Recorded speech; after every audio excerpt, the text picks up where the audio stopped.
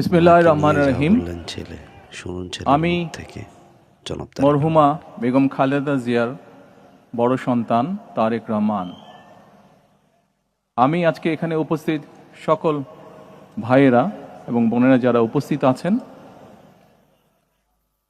মরহুমা বেগম খালেদা জিয়া জীবিত থাকাকালীন অবস্থায় যদি আপনাদের কারো কাছ থেকে কোনো ঋণ নিয়ে থাকেন, দয়া করে আমার সাথে যোগাযোগ করবেন, আমি সেটি পরিশোধের ব্যবস্থা করব ইনশাআল্লাহ।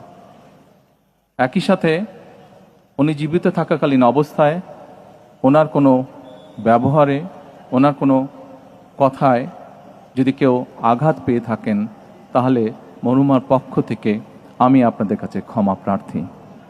দোয়া করবেন আল্লাহ তাআলা যাতে ওনাকে বেহেশত দান করেন। আসসালামু আলাইকুম।